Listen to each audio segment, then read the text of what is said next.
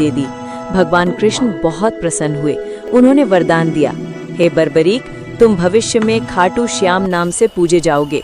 जिस भी भक्त की मनोकामना सच्ची होगी तुम उसे पूर्ण करोगे। बहुत समय पहले, महाभारत के युद्ध से पहले, एक वीर बालक था, बर्बरीक। वो महान योद्धा घटोत्कच और मोरवी का पुत्र था। बचपन से ही बर्बरीक ने भगवान शिव की कठोर तपस्या की थी और उनसे 3 अमोघ बाण प्राप्त किए थे।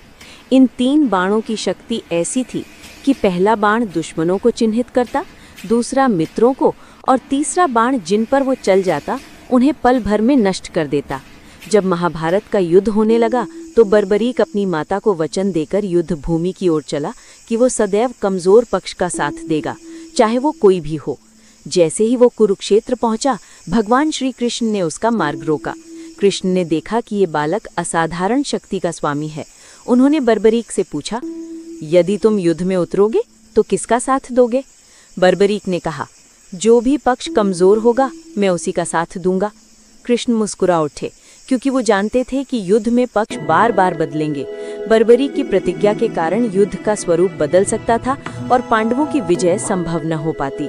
इसलिए श्री कृष्ण ने उससे दान मांगा, हे वीर, मुझे तुम्हारा शीश चाहिए। बर्बरीक ने बिना क्षण भर सोचे अपना शीश दान करने की सहमति दे दी। भगवान कृष्ण बहुत प्रसन्न हुए। उन्होंने वरदान दिया, हे बर्बरीक, तुम भविष्य में खाटू श्याम नाम से पूजे जाओगे। जिस भी भक्त की मनोकामना सच्ची होगी तुम उसे पूर्ण करोगे। बर्बरीक का शीश एक ऊंची पहाड़ी पर रखा गया, जहां से वो पूरे युद्ध को देखता रहा। युद्ध समाप्त होने पर कृष्ण ने पांडवों से पूछा, विजय का श्रेय किसे जाता है? सबने अलग अलग उत्तर दिए। किसी ने अर्जुन कहा, किसी ने श्री कृष्ण।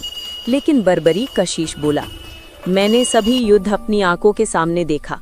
इस युद्ध में यदि किसी का योगदान सबसे अधिक था तो वो केवल श्री कृष्ण का था। कृष्ण प्रसन्न हुए और बोले, हे श्याम, आज से तुम मेरे नाम से भी जाने जाओगे। जो भी भक्त सच्चे मन से तुम्हें पुकारेगा उसकी मनोकामना जरूर पूरी होगी। समय बीतता गया और राजस्थान के खाटू नामक स्थान पर बर्बरीक का शीश चमत्कारिक रूप से प्रकट हुआ। वहीं एक भव्य मंदिर बनाया गया और बर्बरीक को सब ने प्रेम से खाटू श्याम बाबा के नाम से पुकारना शुरू कर दिया। आज भी लाखों भक्त विश्वास करते हैं कि जो जाए श्याम के दरबार, निराश लौटे वो कैसा भक्त। खाटू श्याम बाबा अपने भक्तों की हर इच्छा पूरी करते हैं, बस भाव हो सच्चा और हृदय हो निर्मल। यदि चाहे